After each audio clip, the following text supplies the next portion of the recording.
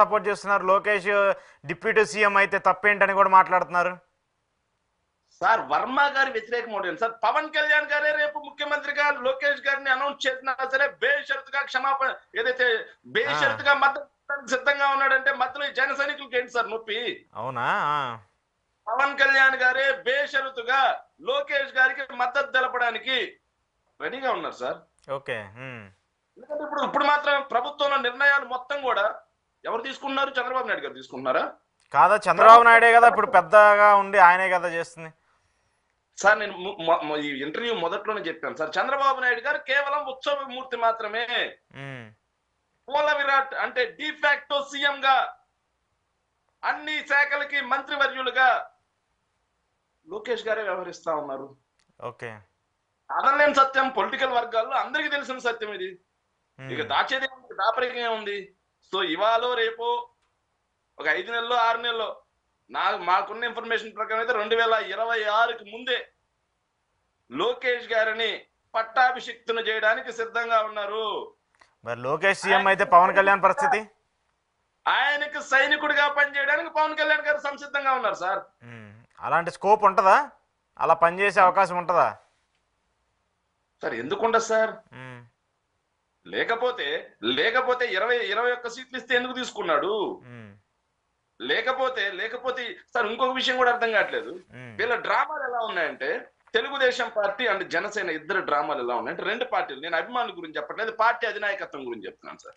Sir వాస్తవంగా Janasena party అనేది పుట్టింది చంద్రబాబు నాయుడు గారిని అందరం ఎక్కించడానికి, చంద్రబాబు నాయుడు గారిని పట్టాభిషిక్తును చేయడానికి మాత్రమే జనసేన పార్టీ పుట్టింది.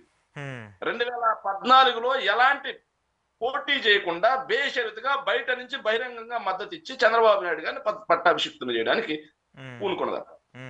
2019 వచ్చేసరికి చంద్రబాబు నాయుడు గారి ప్రభుత్వం మీద ఉన్నటువంటి ప్రభుత్వ వ్యతిరేక ఓటు బ్యాంకుని చీల్చాలి, దాన్ని మొత్తం కూడా పోలరైజ్ చేయకూడదు అని చెప్పేసి చంద్రబాబు నాయుడు గారు ఎలా చెప్తే అలా ఆడుతూ సపరేట్ గా పోటీ చేస్తారు. ఓకే. ఆ ఎన్నికల్లో ప్రజలు తిప్పికొట్టడంతో వీళ్ళ డ్రామాల్ని మళ్ళీ 2019 తర్వాత బీజేపీకి దగ్గరయ్యారు. బీజేపీకి దగ్గరయ్యి మళ్ళీ చంద్రబాబు నాయుడు గారికి పొత్తు. ఆ పొత్తు కోసం బీజేపీ తోటి నేను చివాట్లు తిన్నాను, తిట్లు కూడా తిన్నానని చెప్పాడు. చూడండి చంద్రబాబు నాయుడు గారి మీద ఎంతటి ప్రేమ. మొన్నటి ఎన్నికల్లో ప్రభుత్వ వ్యతిరేకత ఓటు చీలకూడదు, చంద్రబాబు నాయుడు గారికి లబ్ధి చేకూరాలి. ఓకే. సో ఈ రోజు కూడా వాళ్ళ డ్రామాలు ఏంటంటే అండి, పవన్ కళ్యాణ్ గారు సచ్చీలుడు అని పవన్ కళ్యాణ్ గారు చూపించుకోవాలి. ఈ ప్రభుత్వంలో జరిగేటువంటి ఏ తప్పుకు నేను బాధ్యుణ్ణి కాదు అని అతను నిరూపించాలి. మళ్ళీ 2029 ఎన్నికలకు ముందు ప్రభుత్వ వ్యతిరేకత ఎక్కువగా ఉంటే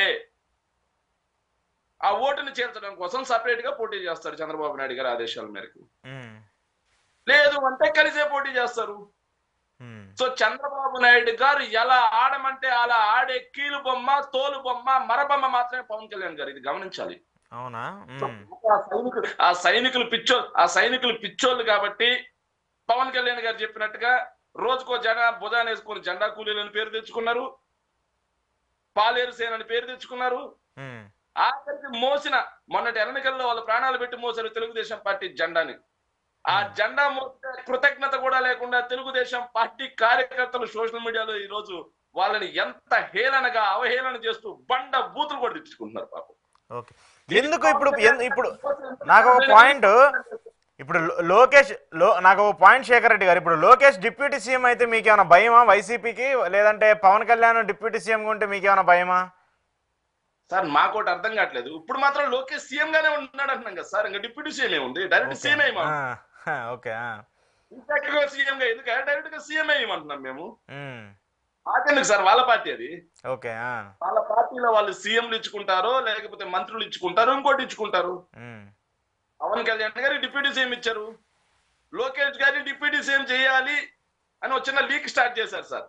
అవును, రాజేష్ నుంచి స్టార్ట్ చేసి ఏదైతే ఆంధ్రజ్యోతి రాధాకృష్ణ దగ్గర నుంచి రాపిచ్చి, ఏబిఎన్ లో వెంకటకృష్ణ ద్వారా చర్చలు పెట్టించి, టీవీ5 లో చర్చలు పెట్టించి, తర్వాత పొలిట్ బ్యూరో సభ్యుల చేత వరుసగా స్పీచ్లు ఇప్పిస్తూ ఏదైతే శ్రీనివాస్ రెడ్డి గారు, సోమిరెడ్డి చంద్రమోహన్ గారు, వర్మ గారు, ఆఖరికి దేవినేని ఉమా గారు, అవును, వీళ్ళందరి చేత సోషల్ మీడియాలో అలా విధంగా పత్రికాముఖంగా మీడియా ముఖంగా మాట్లాడించి ఉమ్, ప్రజల్లోకి నెమ్మదిగా ఇంజెక్ట్ చేస్తున్నారండి. ఉమ్, నెమ్మదిగా ఇంజెక్ట్ చేస్తూ డైరెక్ట్ గా లోకేష్ బాబు గారిని డిప్యూటీ సీఎం గా కాకుండా పార్టీ భవిష్యత్తు కోసం ఉమ్, సార్ ఉమ్, లోకేష్ బాబు గారిని సీఎం కుర్చీలో కూర్చోబెట్టడానికి మేము నిర్ణయం తీసుకోవడం జరిగింది అని చెప్పి 2026కు ముందే జరగబోతుంది. దానికి బేషరతుగా నేను మద్దతు తెలుపుతున్నాను ఉమ్, అని చెప్పి పవన్ కళ్యాణ్ గారు స్టేట్మెంట్ ఇవ్వడం జరుగుతుంది. మధ్యలో వీళ్ళు జన సైనికులు పిచ్చోళ్ళలాగా వాళ్ళని కొట్టుకోవడం తప్పిస్తే ఏం ఉపయోగం లేదండి. ఎంత దారుణం అంటే సార్, నిన్న ట్విట్టర్ స్పేస్ పెట్టి ఒకటి ట్విట్టర్ స్పేస్ సార్ నేను నైట్ విన్నాను సార్.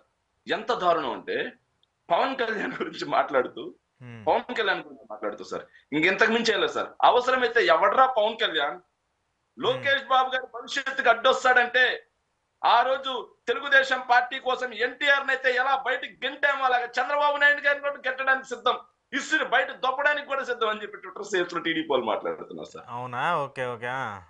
చంద్రబాబు నాయుడు గారిని కూడా బయటికి దొప్పడానికి సిద్ధం అని చెప్పి టీడీపీ శ్రేణులు మాట్లాడుకుంటున్నాయి. ఇక అట్లాంటిది జన సైనికులు అడిగినట్టుగా లోకేష్ కి డిప్యూటీ సీఎం ఇస్తే మా పవన్ కళ్యాణ్ కి సీఎం ఇవ్వాలి అని జన సైనికులు అడిగితే వీళ్ళు ఒప్పుకుంటారా సార్? ఆ ఛాన్స్ ఉండదు కదా అసలు. ఎంతవరకు తెలుగుదేశం పార్టీ జనసేనని కేవలం వాళ్ళకి బానిసత్వం చేసే ఒక పాలేరు సేనగా, సైనికుల్ని వాళ్ళ జెండాలు మోసే జెండా కూలీలుగా మాత్రమే వాడుకోవడానికి ఇష్టపడతారు తప్పిస్తే ఓకే వాళ్ళని అందలం ఎక్కించడానికి తెలుగుదేశం పార్టీ కార్యకర్తలు ఏనాడు ఒప్పుకోరు.